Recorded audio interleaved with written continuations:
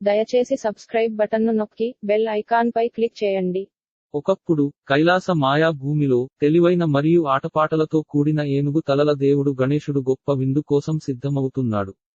అతనికి ఇష్టమైన మిఠాయిలు, మోదకాలు బంగారు గిన్నెలలో కుప్పలుగా ఉన్నాయి.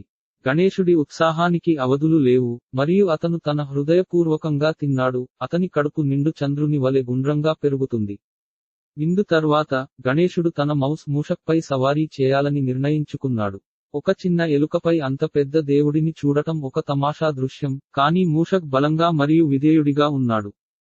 వారంతా కలిసి వెన్నెల అడవిలో తిరిగారు. వారు దారి దాటుతుండగా ఎక్కడి నుంచో పాము బయటకు వచ్చింది. ఆశ్చర్యపోయి మూషక్ తడబడ్డాడు, మరియు గణేశుడు దొర్లాడు, పెద్ద చప్పుడుతో నేలమీద పడ్డాడు.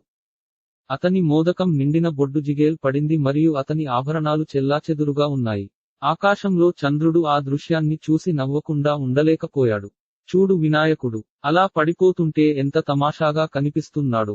దాని వెండి ముఖం ఉల్లాసంగా మెరుస్తోంది. అది విన్న గణేశుడి కళ్ళు చెమర్చాయి.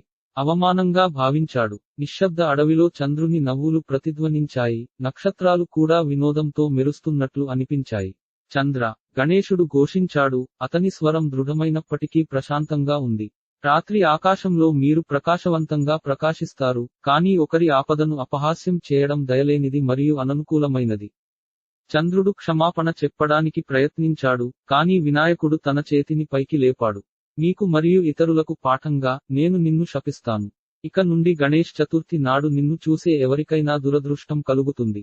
చంద్రుడు భయపడి క్షమించమని వేడుకున్నాడు. ఎప్పటిలాగే దయగల గణేశుడు తన వైఖరిని మృదువుగా చేశాడు. చాలా బాగుంది అన్నాడు. శాపం పూర్తిగా ఉండదు. గణేష్ చతుర్థి నాడు పొరపాటున ఎవరైనా మిమ్మల్ని చూస్తే, వారు నా నామాన్ని జపించి దురదృష్టం నుండి విముక్తి పొందేందుకు నా శాప కథను వినగలరు. చంద్రుడు కృతజ్ఞతతో నమస్కరించాడు, ఇకపై ఎవరినీ వెక్కిరించనని ప్రతిజ్ఞ చేశాడు. కాబట్టి గణేశుడు చంద్రుడిని ఎలా శపించాడనే కథ చాలా దూరం వ్యాపించింది, అందరికీ దయ మరియు గౌరవం యొక్క విలువను బోధిస్తుంది. ఆ రోజు నుండి ప్రజలు గణేష్ చతుర్థి నాడు చంద్రుడిని చూడటం మానేశారు, కానీ వారు పాఠాన్ని గుర్తు చేసుకున్నారు. ఒకరి కష్టాలను చూసి ఎప్పుడూ నవ్వకండి, ఎందుకంటే దయ ప్రపంచాన్ని ప్రకాశవంతం చేసే నిజమైన కాంతి.